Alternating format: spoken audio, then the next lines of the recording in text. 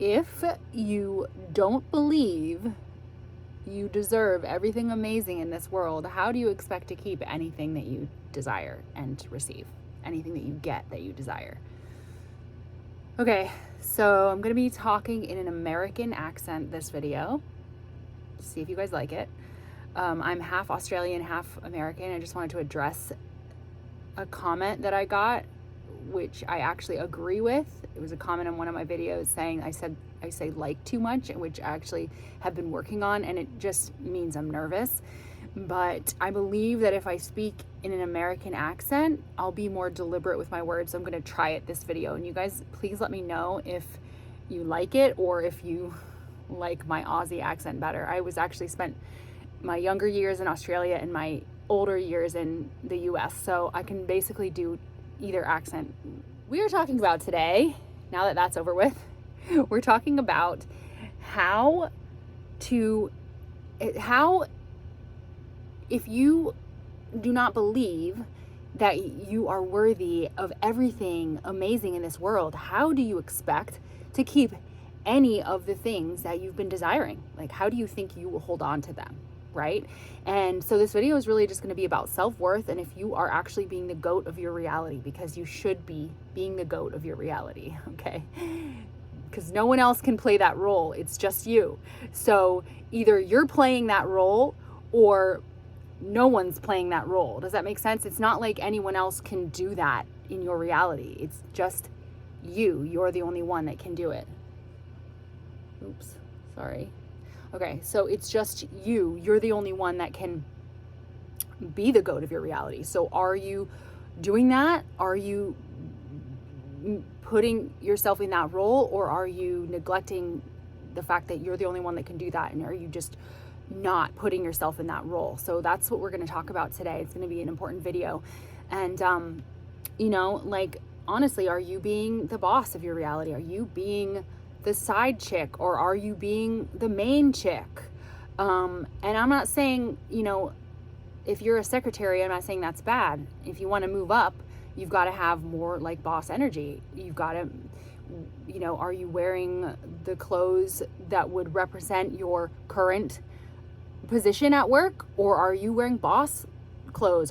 Do you have boss vibes? Do you go to work knowing your value and your worth at work, or do you go to work thinking people don't respect you or don't value you or don't pay attention to you?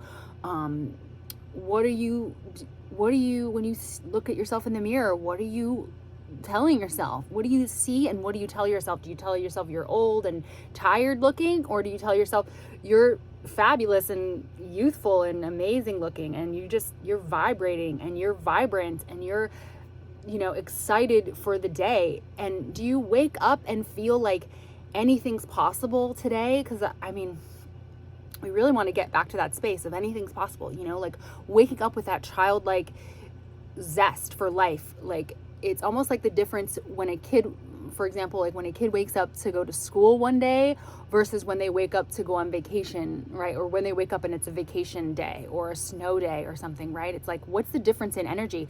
Are you waking up and feeling like today is your day? Like you're gonna go out and just make things happen, and it's gonna, and you don't know what surprises you're gonna have, and that they're all gonna be good surprises, and you just can't wait to start your day because anything is possible? Do you have that kind of fervor when you're waking up and thinking about your life? Or do you wake up thinking it's going to be the same old day? Do you wake up thinking you're going to get out of bed and it's going to be ho-hum and you're going to go through the same routine and it's nothing exciting is going to happen today? Like, what are your thoughts? What are your feelings when you wake up? Do you have an exuberance, or are you just thinking like it's going to be the same day as it was yesterday because I have to go to work today and I have to do this and I have all these obligations and this, that, and the other thing, right? So what are you perceiving your day as? Do you think there's many worlds of possibilities, or do you think it's going to be ho-hum? So just looking at your life and just paying attention to what you're believing about yourself in your day and about your life, and checking in and noticing where your thoughts are. This is a really great practice and something we should be doing regularly, just checking in with yourself. I have a note here. I just want to see my notes and see what I was going to say. I wanted to talk about non-duality too. So if we live in a non-dual reality, we have a non-dual world, which means everything and anything is true. So whatever you're believing about yourself is true. If you believe you're amazing and you can achieve anything, then that's what's true. If you believe you're always going to be at this dumb job and you may not succeed, or there's a possibility of failure where you just don't really want to go for the big things, then that's true for you. That's going to be true. And whatever you believe about yourself, just any long-held beliefs like my family ages quickly, or my family ages slowly, my family ages gracefully, we all look amazing. What are your beliefs about your family, or like things that you hold on to that are true just because you're in the family you're in? I remember in one of Neville's books, he says his mom, this is a great example of like what you think about your family is who you feel you are, kind of thing, where I remember his mom telling him and his brothers, you are Goddards. Like, it's this amazing thing, right? She said, you are Goddards. You carry yourself like a Goddard, meaning I just got chills because you carry yourself like a Goddard. And she was really imprinting him with this message that you are from a family that is worthy, right? And so you can almost do that to yourself. Like, you are whatever your last name is, you are a Rockwell. You are powerful. You come from a long line of powerful people, and you hold your head high. I think that's what she was saying. I remember in one of his books, forget which book it was, but she was like telling him, you are a Goddard. Hold your head high, carry yourself like a Goddard, and that was it stood in my mind as such a powerful thing, to believe that you're from a lineage of success, right? And even though if you really think about it, you may think, oh, well, we were always poor or whatever, but you want to change that perspective and think, oh no, I come from a lineage of success and of people who just pursued their ultimate dreams and really were, these vibrant, successful people, So I think that was a really good example of like what you're telling yourself you are, even in regards to your family lineage. So it's a really good thing to pay attention to. What do you think about yourself in regards to your family lineage? The other thing that I was going to say was, to me, I guess so now that we're talking about self-worth and self-concept and all of that, to me, when I really knew my self-concept was high, it occurred to me that I knew my self-concept had changed and became really, really high when I could leave the house with no makeup on. And of course, I think it's great to look pretty, and have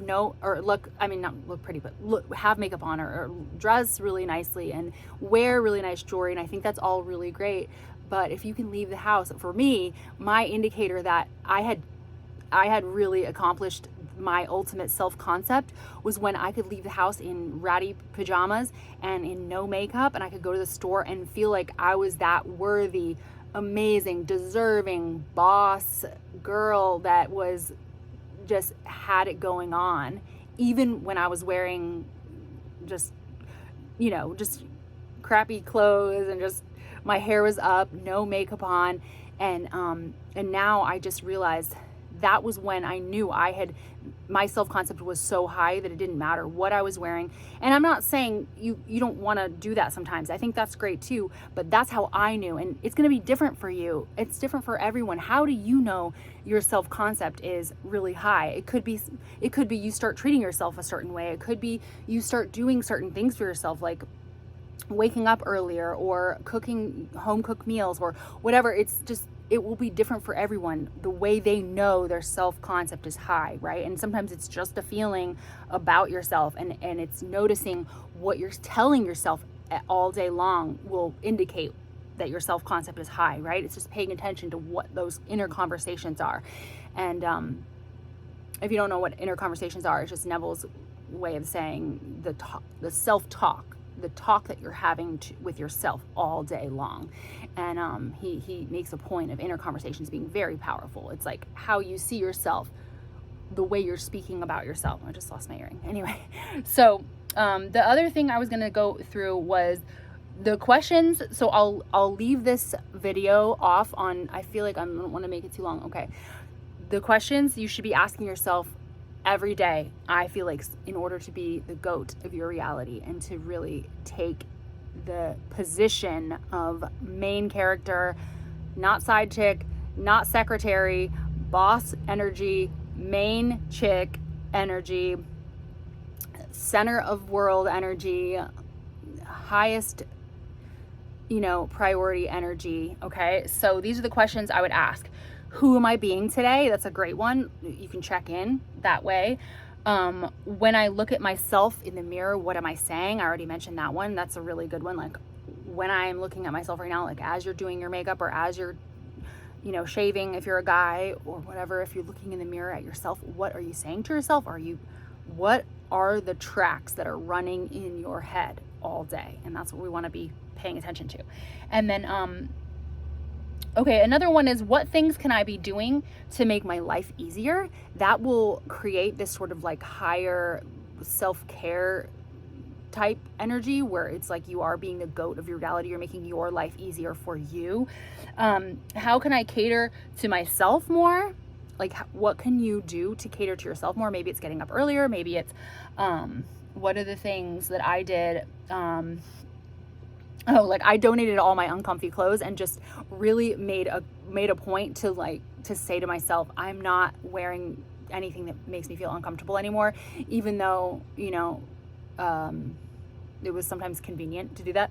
And then the last one is, how can I value myself more? So if you're asking these things, it'll really bring an awareness to yourself throughout the day, so you can become the GOAT of your reality even more and more stepping into that.